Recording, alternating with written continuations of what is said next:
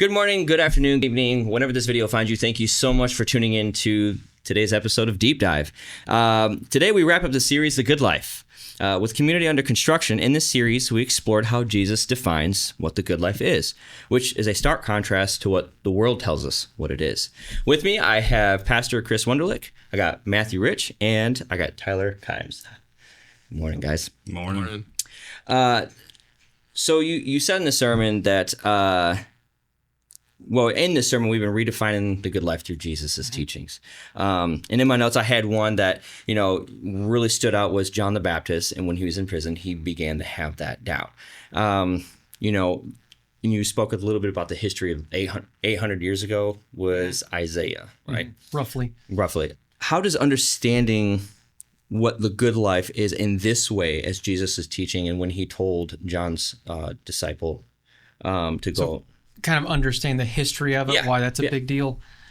I feel like that was really important to flesh out as briefly yet as detailed as possible to really understand how, like what you had said, what we've seen all throughout the good life is that what Jesus presents is often upside down from what we think it should be or what the world says it is.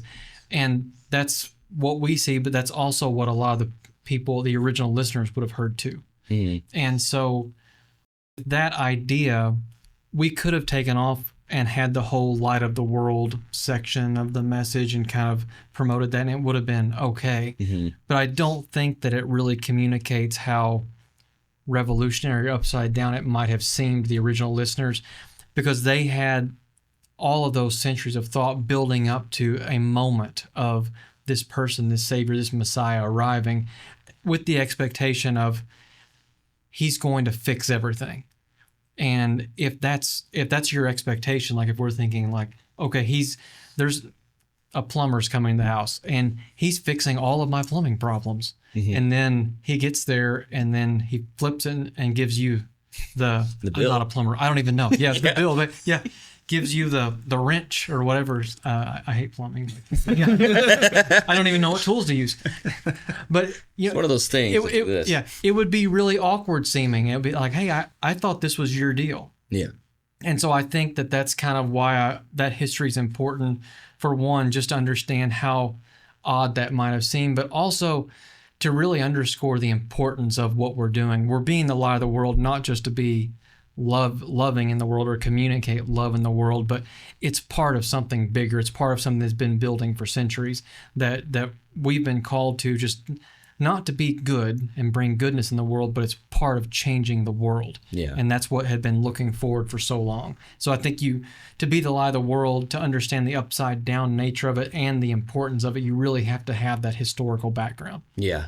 John the Baptist believed that Jesus was the Messiah.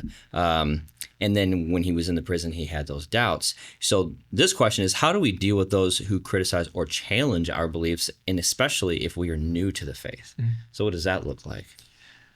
That is tough. I mean, like, I don't want to hog everything. I know you guys are here to talk about other stuff, but if you have anything, you're more than welcome to. Yeah.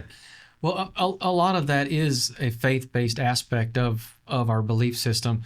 And a lot of that history that we talked about as far as seeing the fruition and all this stuff develop out over time, when it starts to click with you, you start to realize, oh, this is what he came for. This, mm-hmm. And he came for me. And you start devoting your life to that. It's inevitable that you're going to have pushback from people who don't agree. And again, like, I think that you have to deal with it with love and with kindness and with owning up to the fact that this is your belief, mm-hmm. and that you're not trying to force it on them, and that you don't have a need to defend it, or you don't have to attack them for mm-hmm. it. But it's your belief, and you believe that it's changing your life, and you can explain to them why. And I think that's where that would be a starting point to me, as just the reality of what you're experiencing in your life. Yeah. That maybe you don't see it, but this is what I see. This is what I see Jesus doing for me. This is why I've devoted my life to him. This is why I truly believe that he is the light of the world.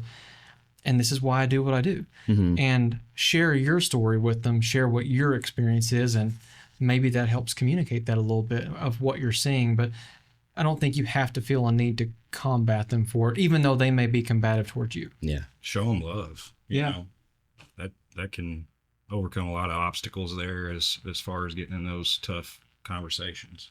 It diffuses so much. Right. Yeah, like I think that's, showing love and like you said, diffuses that. It's almost sometimes for me anyway, when I try to show love, I get almost caught up in like, well, how do I do this? Like, what does showing love look like in this moment when they're like, I got to get away. Overthinking takes over. Yeah, exactly, and that's a thing. Yeah. So, and you immediately have a defensive posture too. Like if like whenever I said I didn't like plumbing earlier, if Matt said, if he's sitting there, if he likes plumbing, he's immediately kind of like, I don't know what that guy's problem is. Plumbing's great. Yeah. But so you immediately have a little bit of a defensive posture when someone doesn't agree. And I think that's where it's important to really step back and see people as people. That you have positions and you have people. Yeah. And too often we conflate the two. And we may not agree with a position, but that doesn't mean we have to dislike or combat the person. Mm-hmm. To talk a little bit more about that, you spoke in the sermon Matthew 13:24-30, and this is going to be paraphrased, but sowing weeds into crops is what the people did who were opposed. And what I kind of jotted down from my note here was Jesus says not to fight because there is good amongst them, because there is good amongst them, and if you treat them as like, let's just cast them out, then you're casting out potential good as well. And Jesus wants us to retain that good. So the sermon describes the church as a community under construction. Not destruction. Construction. Highlighting that it is a work in progress meant to reflect the ideal of Christ's kingdom. The concept challenges the church to not just focus inwardly on its own growth and purity, but also outwardly on its mission to be the light of the world, demonstrating love and inclusivity, kind of like what you mentioned about showing love. So kind of general question for all of us is, how does this look in practical terms? How do we discern when to engage and when to let God handle situations? Pastor Chris? That's a good question. It is a good question. Like, I've caught myself being on the other side of that, immediately jumping to defense. You mentioned that the sons of thunder wanted to cast down fire immediately on the Samaritans, right? Okay, and it was because they just didn't grasp it, they didn't want it, and they were set in their ways. And so I caught myself even like, you know what, I'm gonna approach it with the word, and I use the word as a sword rather than more of like a ration. So now it's just kind of my take. I think sometimes it also comes down to like a little bit of experience too. If you are going into someone who's got a question maybe, and you don't know the answer, I'm not a Bible scholar by any means, but I can maybe reach out to someone who is. So, I guess sometimes a lot of people I shouldn't say that, but sometimes people will assume things. Well, you're a Christian, you should know this or this or this. And why can't you answer this? Well, why does this happen? Why does God let this happen? I don't have all the answers. But if you try to just approach it with humility and, trying to help instead of trying to be combative, because I think like you guys were saying, a lot of times your first defense of human nature is just to react in defense. You're almost in anger to an extent. Yeah. And Christ never responded like that. Right. And like what both of you guys hit on, like responding in love and humility, those are embodying the characteristics of Jesus. That's how you saw him approach things. And that goes a long way to diffuse tension and to help communicate that, hey, I'm not prideful, I'm not arrogant about it, but we can figure this out. And there's numerous instances of people of differing faiths, of Christianity and some other faith, where the two people were trying to engage each other. I remember some specific books on it.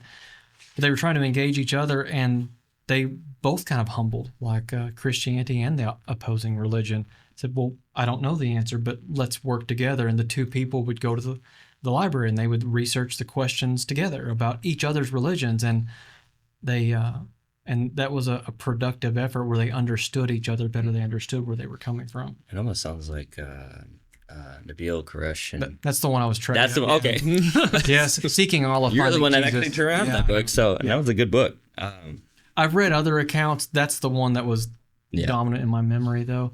But I do think like really, like, I don't know that it's always a easy yes, no in those instances where you said, should I engage this person, or should I just turn it over to God, let God deal with this, or lean on his guidance? I really think all the time you're having to do both. You're always trusting God for him to reveal to you what to do next, for you to show that love, to humble yourself. And when you humble yourself, you're kind of saying to him, I don't have this on my own, so I'm needing you to do it. Yeah. And so you're always yielding to him, but you're also always engaging. But what that engagement is and what it looks like is going to vary depending on the situation. Yeah. And there may be times when maybe engagement in a more in-depth scenario is maybe not wise right now. And it might just be, hey, that's a great question. I don't know. But let me go ask somebody, can I get back with you next week?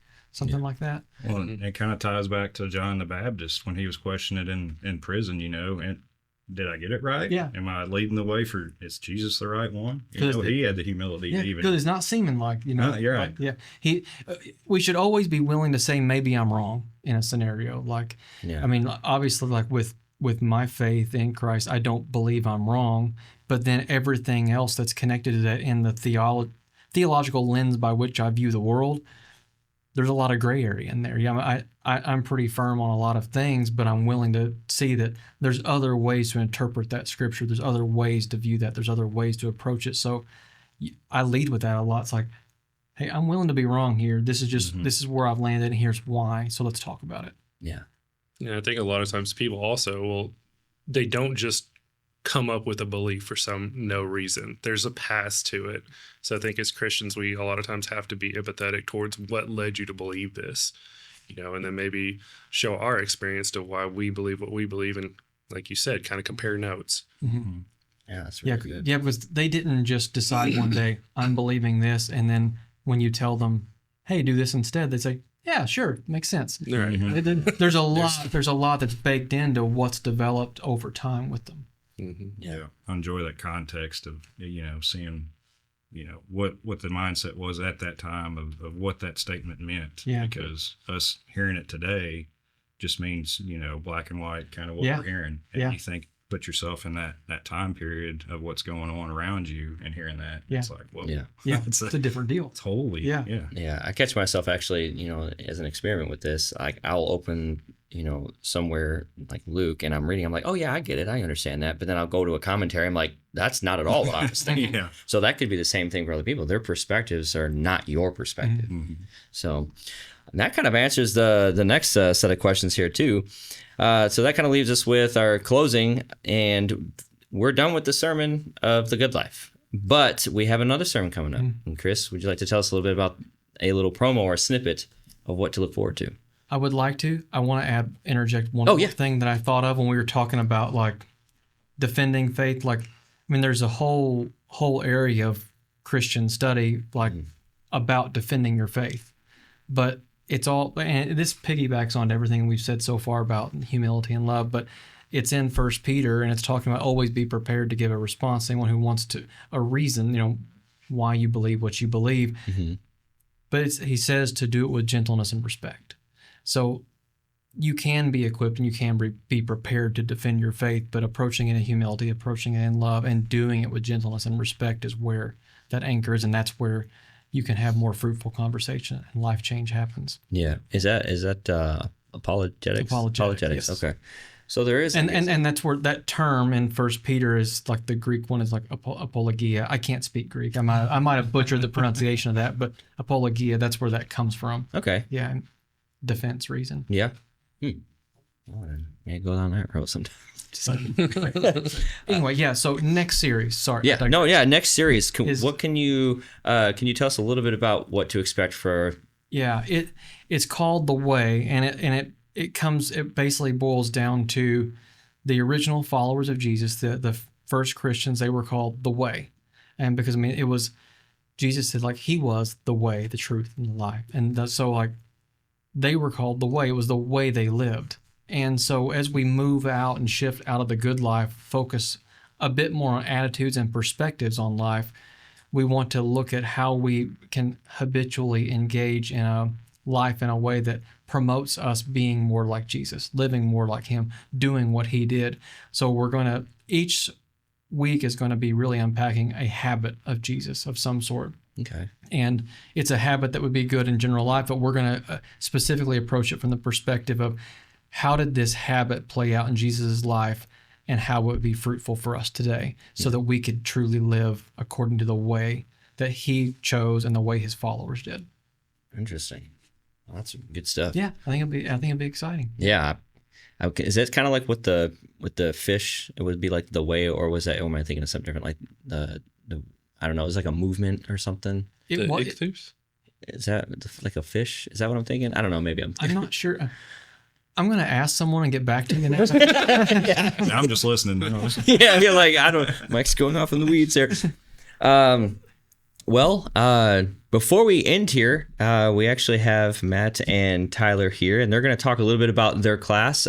Matt, we'll start with you. Wednesday night classes are coming up. Sure. And if you just tell us a little bit about... Get on this Wednesday. Yeah, this Wednesday. Yeah, Wednesday. Yeah, I said, I acted like it was next week. This Wednesday. 6:30. 6:30. Yes.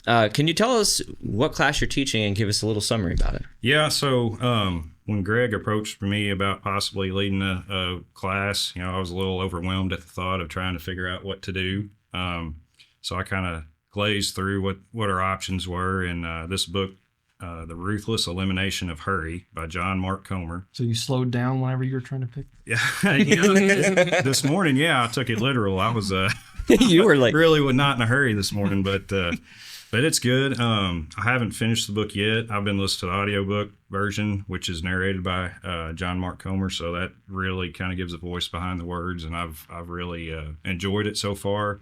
There's a lot to unpack out of the book, but it's really kind of goes along with some of the things we hit on during that series, was how the way of the world, a lot of times when we look at Jesus, it's on its opposite end.